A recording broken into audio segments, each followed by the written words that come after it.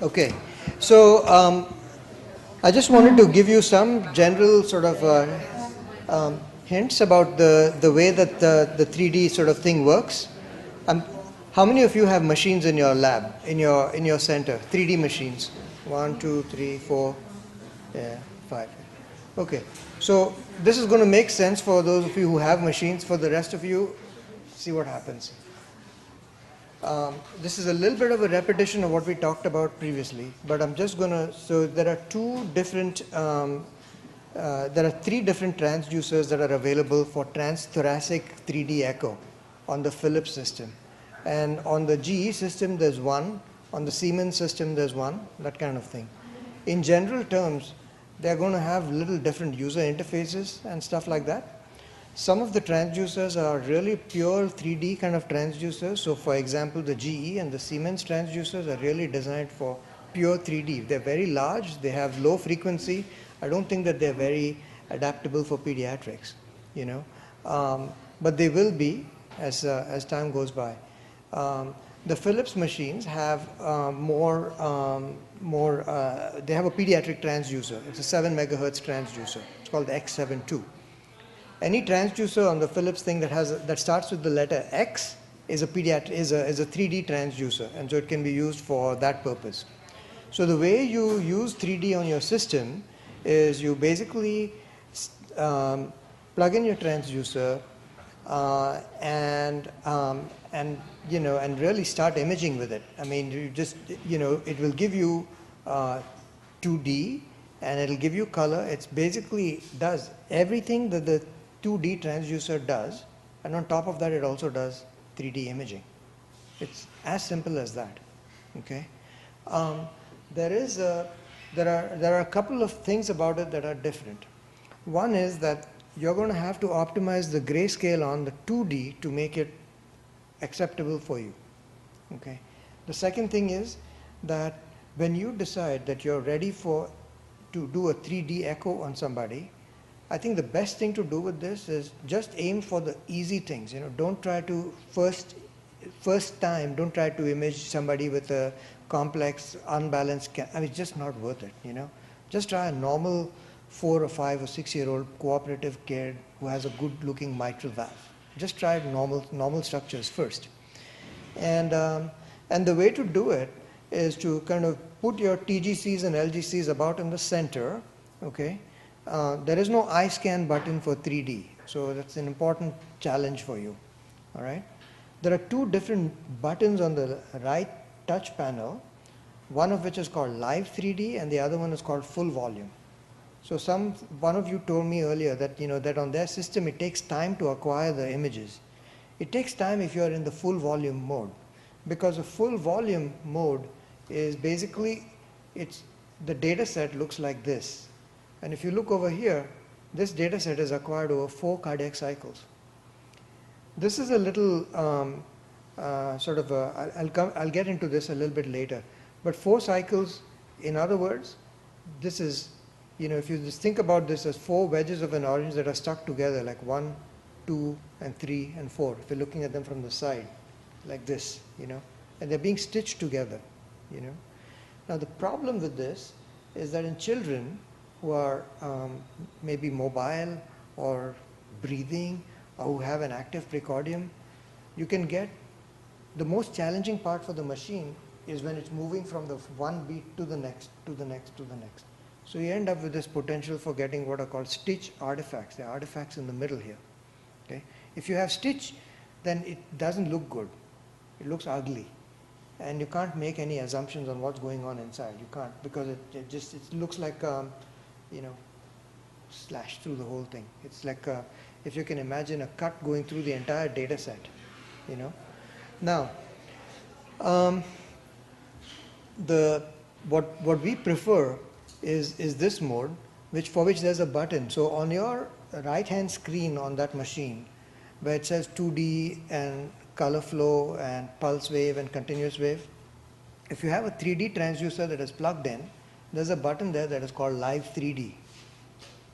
You press the Live 3D button and you'll get an image that it won't always look like this, but you'll get an image that looks like this. It's a 3D image. And what that machine is doing at that point, the transducer is able to, give you, it'll show you, this is what you're going to be seeing first, right? In 2D. You're in 2D, you're going to see this, all right? Heart's going to be beating. All is good. Now, what you do is you go to, when you go to 3D, it will always, it will give you, like, think about the shape of the head of the transducer, okay? It's always a rectangle, right? And the transducers we use are rectangles. And for that rectangle, these two planes are very familiar to you, right? So this is the depth plane and that's the azimuthal plane. And the depth plane is obvious. The azimuthal plane is going to be in the long axis of the transducer, yes? So far, before this live 3D imaging or 3D imaging came along, the rest of the short axis of the transducer, it's a rectangle, right? You're getting an image that is like this. But there are crystals on the entire head. So why not get a thicker slice? You see what I'm saying? And the answer to why not was because the older technologies, the 2D technologies, use all the crystals that are in the head of the transducer just to focus to give you a 2D slice. You know, the things that Steve and Norm talked about on the first day in the technology talks on 2D imaging, where different crystals are firing at different times. There's an image beam forming that is going on, you know. All of that was what was happening. Now with the transducer, what you're doing is you're giving this thing the ability to add that thickness. Okay, and to be able to do that, they have this ultrasound crystal, piezoelectric material. The crystal itself is what's called a single crystal, which is very, very different technology from anything that has been used before. You know? So the way that these crystals were created in the past was they mixed up a bunch of things and they basically melted this mix and then waited for it to cool down, and that was the crystal.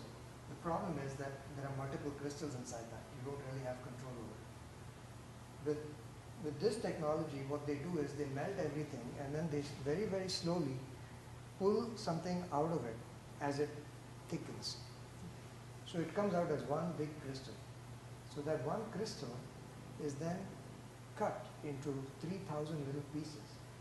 And those 3,000 pieces are at the end of your transducer, and each of them is connected to circuitry. So it has enormous capability.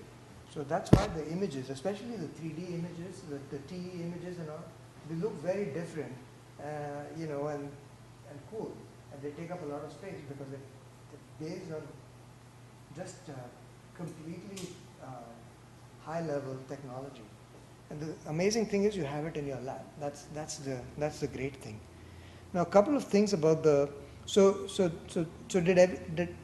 does anyone have any questions about this?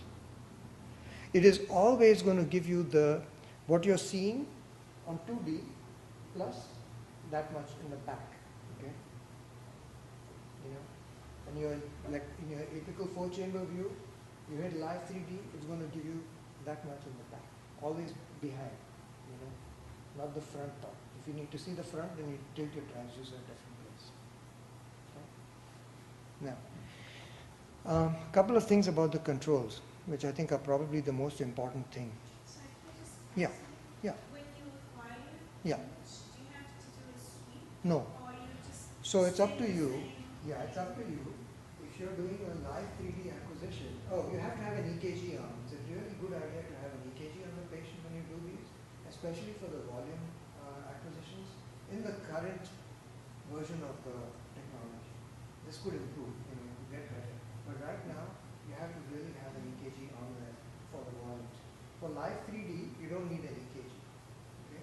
The question of the sweep, you know, you can absolutely do a sweep with live 3D.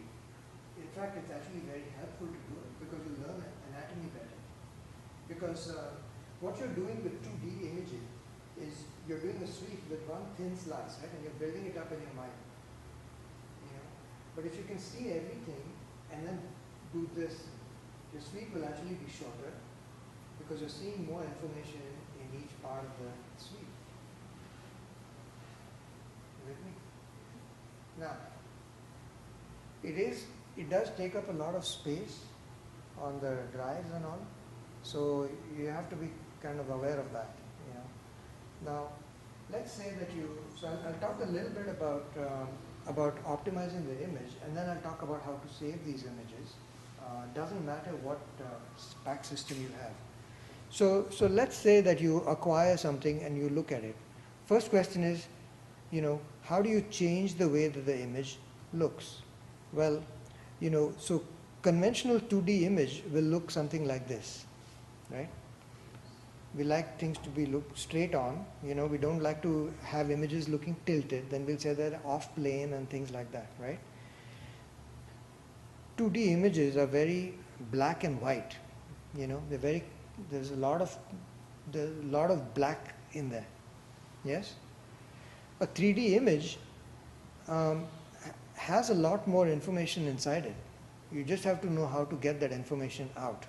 So, this is very appropriate that we're in Italy, because this is basically, you know, this is Renaissance art is what you want to think about this like. You know, so if you think about the way that medieval art looks, you know, the Madonna Bambini kind of things that they have, they're very flat.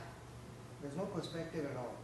And then when you look at Renaissance art and then the Impressionists, suddenly on that same screen, things are coming out, you know.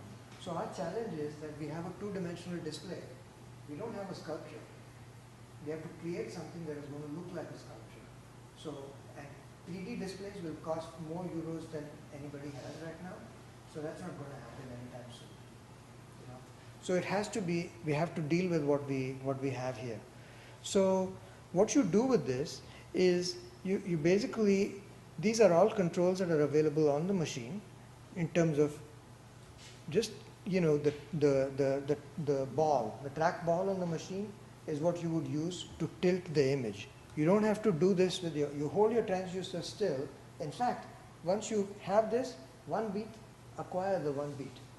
And then on the acquisition on the machine itself, you can do a lot by way of optimizing the image. And so what I do is just small movements. You know, if you look at it's going to be hard for you to see this from where you are, but the amount of movement that I'm making with the mouse here is very, very small. You know, it's like 2-3 millimeter movements of the mouse.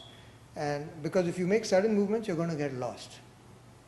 You're going to get lost in space. And if you get lost in space, then you hit this button here. And these buttons are all on the machines, okay? These are very important navigator buttons. 3D home is like, take me home. Okay, I'm lost, take me home. And what it will do is it will spin the image back to the way it was before you started to fool around with it. Okay so far? 3D home is good. All right. Then the gain and compression. So what you'll find here is, this is a different kind of compression compared to YouTube video compression. You know? So YouTube versus HD, there's a big difference in the way the video looks, right? Well, that's because YouTube videos are compressed. This is a very different kind of compression. So watch what happens to this image when I go all the way up on my compression. Yeah? And watch what happens when I go all the way down. Okay? So what's happening is that basically more and more fuzzies are being introduced as I go up on my compression. I like my compression number to be nice and low, like around 30 or lower. Okay? If it's higher than that, the image tends to look too fuzzy. And then it's not very crisp. And we are used to crisp images in children with 2D echo. So that's one of the important things with the compression. And you can change this after the acquisition. That's what I'm doing right here. And look at what happens on the screen. It'll actually change on the screen. which is quite amazing, you know. So you can take a really good looking 3D and make it look terrible, or take a really not very good acquisition and make it look very good by changing gain and compression afterwards, right? So high compression is not so good, low compression is better, and it's sharper. And this is actually something that you might use on your 2D images as well. Just try what happens. Drop your compression, up your gain, it'll pop, look a lot better, okay? Same thing with gain. If you go down on your gain, it's going to make it look very black and like a two-dimensional image. And if you go up too much, then it becomes like a trying to look through muddy water. Can't really see very much, okay? So somewhere in the middle there. So I'm going to go with around 50 to 60 for gain, and this depends on the size of the kid. But in general, if your images start looking like you can't see the cavity very well, like this, it means you've got too much gain or too much compression or both. Okay? So really try to get something that looks like this. Okay? Now, then these three things here. So these are all controls on the machine. This one is called vision. And visions are named in they're grayscale maps. Okay, so vision A is the oldest one that was discovered.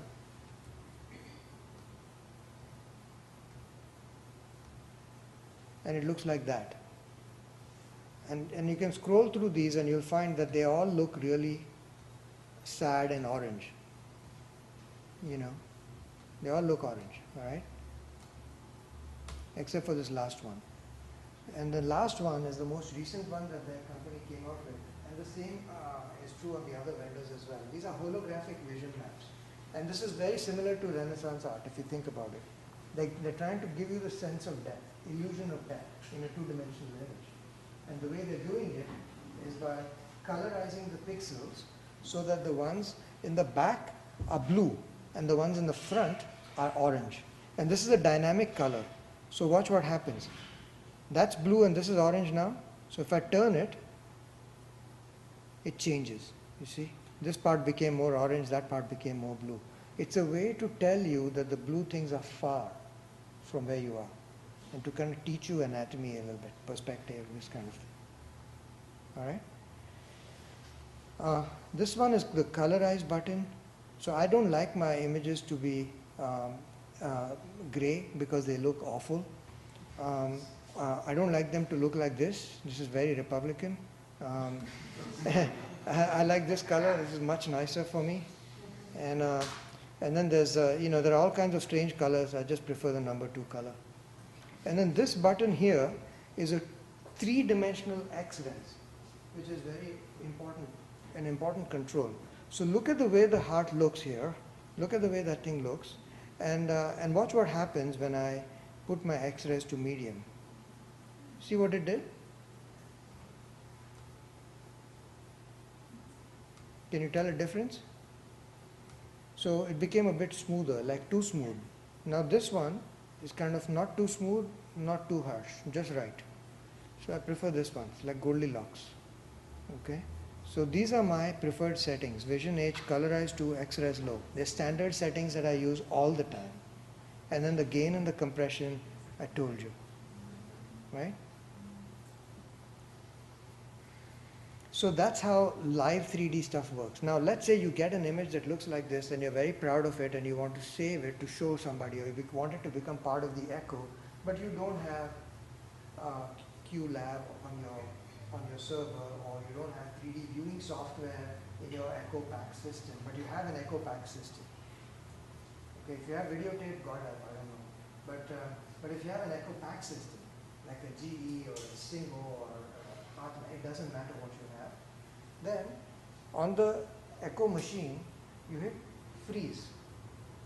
Okay, hit the freeze button, and then on the right screen, once you hit freeze, there'll be a little thing that opens up that's called Save 3D Clip. It's an option called Save 3D Clip. Press that, and what it will do is it will save this thing as an AVI file into your patient's 2D echo study. It's then part of the study. Can we just go one step back? So I'm just going to run through that as a patient, Yeah. and then I press 3D Live. live, and then do I have to press anything else? Well, you probably want to hit, So I have now my, yeah, you've got your image, right? Now, Oh, I get now the question is, no, are you which going one to, I have to press to get the image? Just when I put 3D, live the 3D, image is yeah, required? no, it's not acquired, it's going to show you like It's on a gonna 2D show me. image. And then I'm pressing the loop button or what to So, acquire? so then you have to decide, do you want to acquire that thing that you just, that you have on the screen? Or Yeah. do you want to do more Work with things it. with it?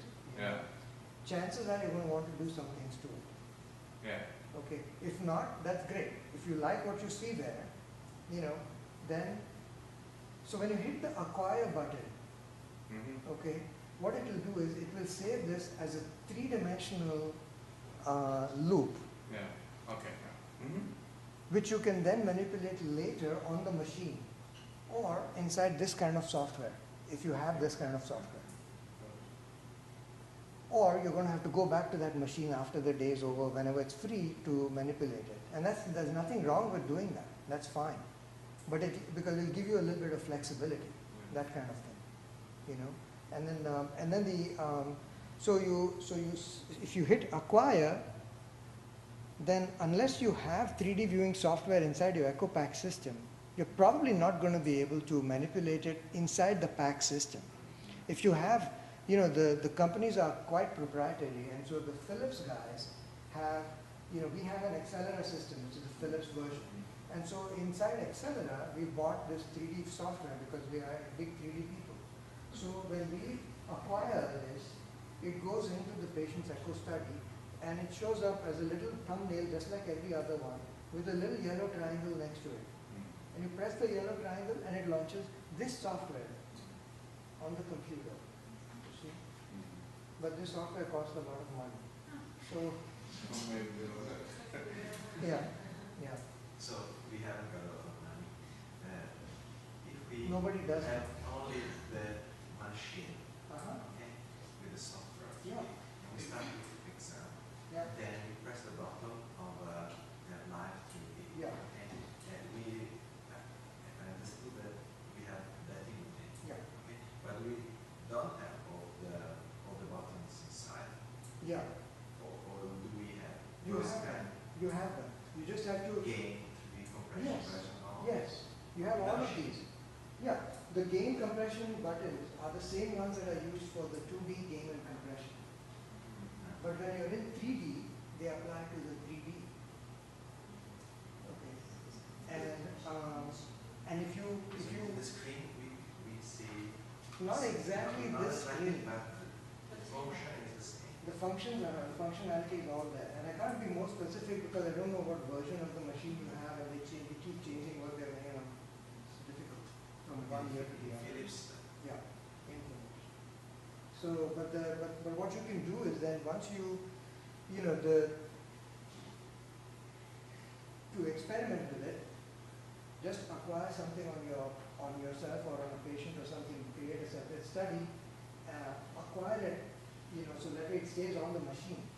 And then once the patient, once you have some free time, open that study up, and that particular image, if you have a 3D license, it will basically open up and start doing this for you right there.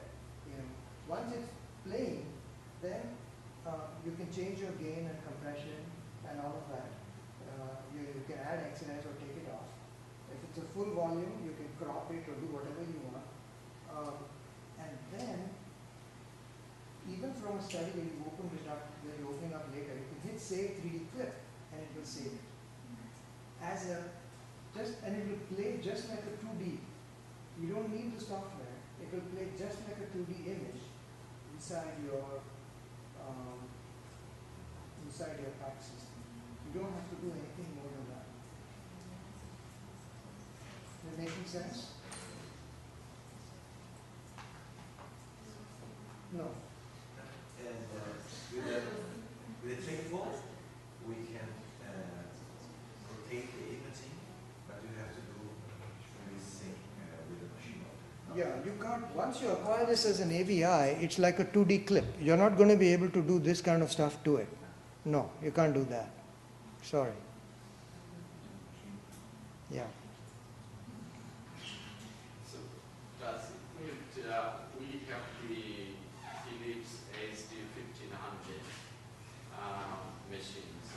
I don't know if it has the 3D capability. No. I don't think so. So did you say you cannot rotate it apart from the machine? Okay, if you don't have this software Yeah. on your PAC system, then you're not going to be able to rotate it in your PAC system. But on the machine, you So can on the absolutely, machine, I can- absolutely. Yeah, I can Yeah. rotate it and, yeah. You can do what you want on the machine. That's yours. That's enough. But once you Yeah. install the PAC system, that will be legal record. I don't think you can manipulate there, is it? I mean, you can if you haven't signed off on the study, or if you're going to make a, I mean, that's like any other, And then you know, yeah, same rules for everything, you know.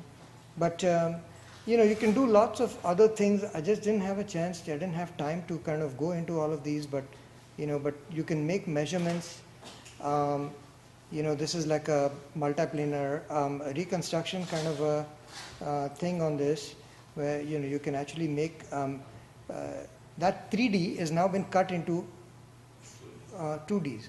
So now you can make measurements of distances and areas and all kinds of things on it if you want. So if you wanted to make a mitral annulus diameter measurement or something like that, for example, you could do that, you know, or a VSD or something.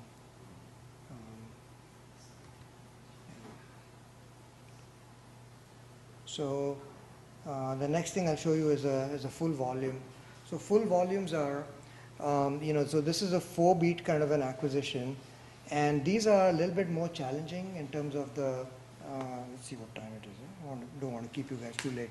Okay, these are a little bit more challenging in terms of time and how long it's going to take you to process these. Okay, so so these, you need to make sure that the patients, you know, that they're going to cooperate, and that you can hold the transducer absolutely still, and they can be still for the 4 beats. You know, 4 beats, 4 beats.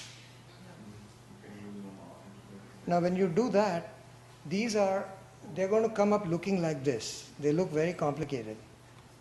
They look like meaningless kind of thing.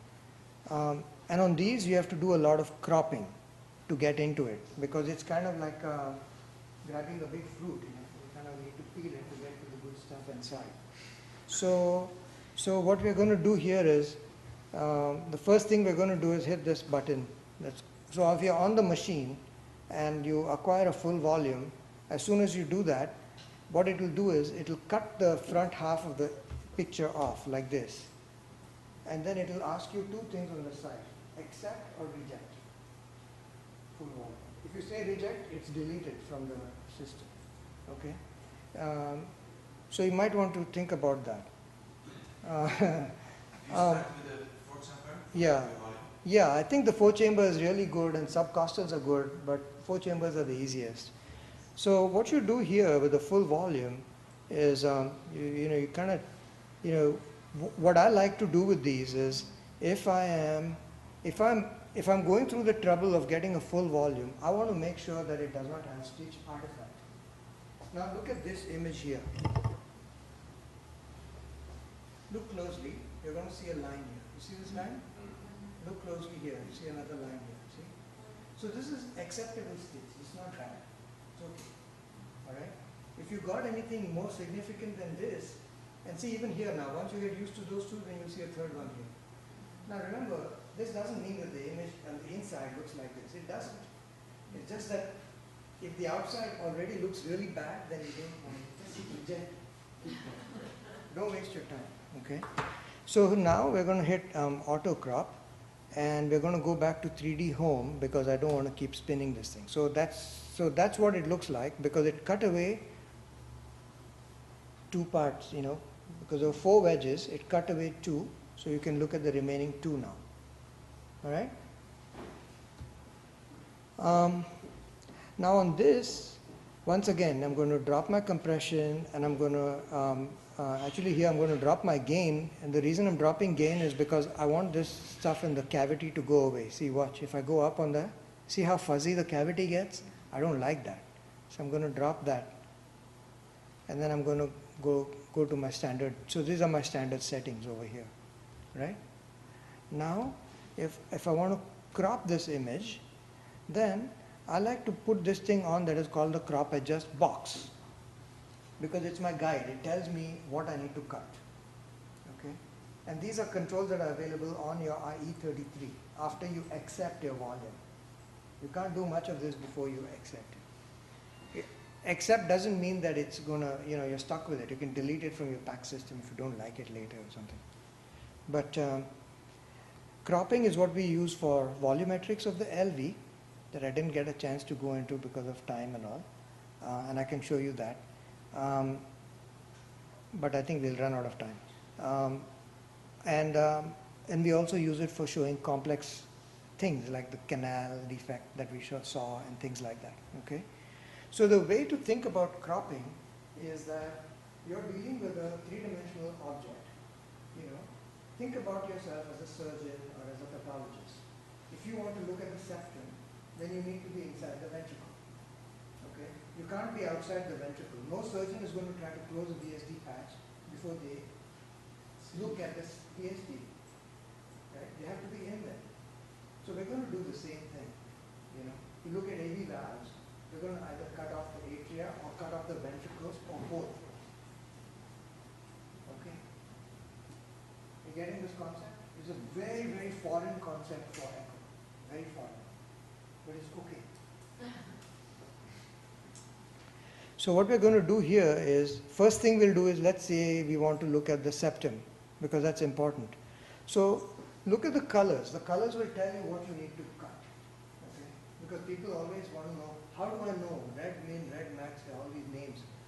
And so what these names represent, you see these 6 names here, min, max, they're just like the X, Y, and Z planes, plus, minus, plus, minus, plus, minus.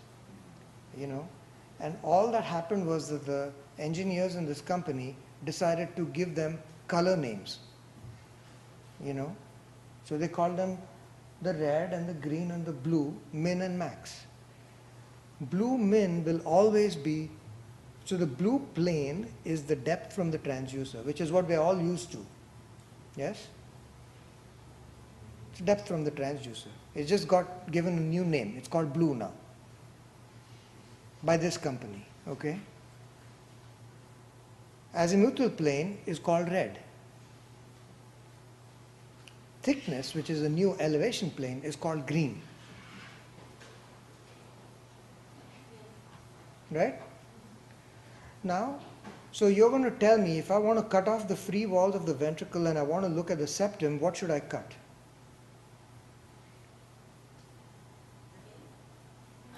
If I want to cut off, what did you say? Ask it. Okay, so if I want to look at the septum and I want to remove the free walls, which plane should I cut? Red, green, or blue? Red, exactly. Say, so it doesn't, it's not rocket science, It's very, very straightforward. So we're going to cut the red, and we're going to cut the red, and this, you can use this thing, but then it'll take like until tomorrow. So just move fast, cut this, like this, and then you can kind of rotate this, and you can do this with the trackball on the machine, okay? It takes a little getting used to, like everything else. And then you're going to give back. Give back what? Give back green, right? Because that's what's missing here. So it's telling you this thing needs to be given back. And there you are. Right? So that's unfast septum from the LV side, unfast septum from the RV side. Same way. Now if you want to look at the AV valves and the aortic valve, unfast from the atrial side, what should we cut? Blue, yeah. So we'll cut blue max because that's the far field. That's what we want to cut first. Cut up to there. And then we'll cut off this thing up to there. And then we'll tilt this down. Give back green again. Right? So septal leaflet of the tricuspid valve, anterior mitral leaflet, aorta is wedged between the two AV valves, looking from above, looking from below.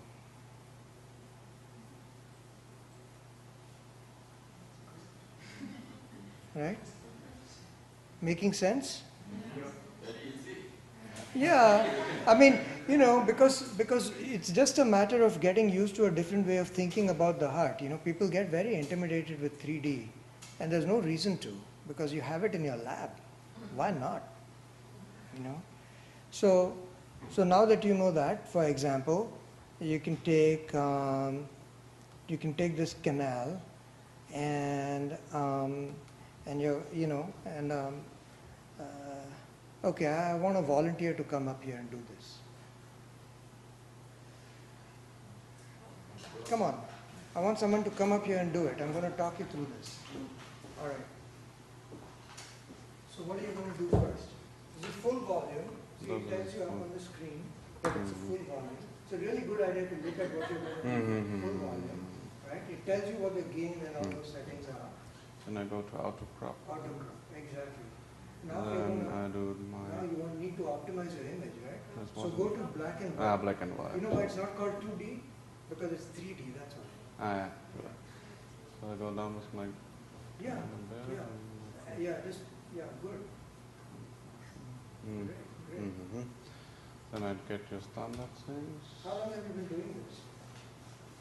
Very 3 good. seconds. Yeah, very good. Yeah. And then I do. I want to see this. What do you want to see? The septum or the AV? The septum. I want to see the septum, so I do cropping, and I do compress this one. Yeah. Yeah, the closer you get to the structure of interest, the better, because otherwise it will be like fish in the water. So something like A that. little bit more is good. More? Yeah. Okay. It's okay, don't be scared, you know, it's not surgery. You Maybe can always it's undo biting it. or something like that. You can always undo it. No one is going to die. That's good. So it's not like a surgeon. So. Now comes the funny part. Now you're Now going to comes the put fun. that cursor on the image and see it turns into a hand. And now you're going to rotate it. Very nice. Okay. Very nice. And then I put on the Yeah. green one. No? Yeah. I'm looking from the back now. Now you're going to play. And which side are you looking from? The right side. From the right side, yeah. Okay, now go to black and white. Uh-huh. Bump up your gain to about 50. Now play. That was a A little play. bit less gain. Was this play? Oh, yeah. Yeah. Or you can hit the space bar as well if you want to play and stop the play or whatever. Oh, yeah. Okay. Okay? Very good. That's cool. Okay, and then I want to go back. I have to 3D, 3D reset. So, yeah, And so reset, if and you then want to I'm go back. back and Oops. You broke it. I broke no, it. No, you're going to hit 3D home. Mm-hmm. Yeah. Okay, click that MPR mode button. Yeah, so Okay. now you're back to where you were. And, Okay. and if you hit auto crop again, you're back where you started. Okay? Cool. Now, I drop your gain down to like 50 or something like that. Just leave it at 50 for this particular data set because it becomes a little too much otherwise. And now to look at the AV valves, let's end with that. Then quick lunch.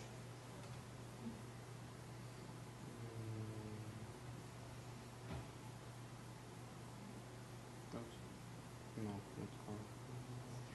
I tell you what, give back a little bit more. Leave the crest of the ventricular septum in. Yeah. Because that Oh, shows yeah, you yeah, something really yeah. cool. Cut it up to about there. Yeah. Yeah, that's good. A little bit more. Good.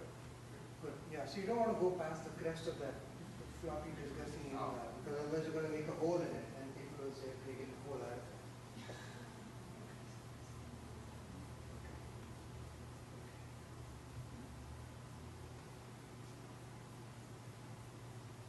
So tell people what you're looking at. From the looking ventricle from from above. Yeah. So what is this side? Right The side. right side and left the side. left side, yeah. Anterior, posterior. Right? Yeah, and this Now, is turn the image Okay. up towards you a little bit more. Hmm? Turn it more towards you. Tilt it up a little. The other way. Other way. Other Oh, way. yeah, A little bit okay. more. Okay, good. Yeah. Now see there. That's common AV valve on fast. No, See, yeah. superior bridging, inferior bridging, left lateral, right lateral, and this is the ventricular septum that we didn't crop away completely. There's one, right? yeah. Yeah. Now look at the same thing from above.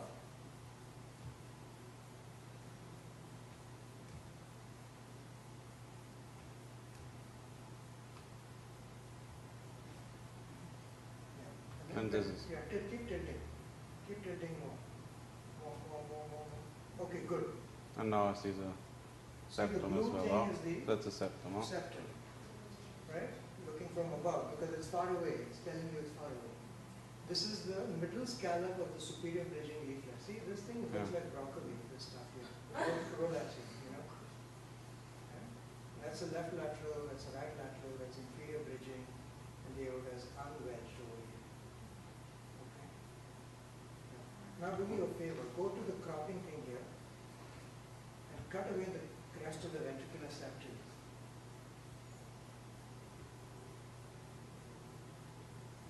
Okay, you see, 5 minutes and he's got it. It's great. Yeah, Right. cool. Is Like there a way to put some blood there? No. Is there not? That's an easy answer.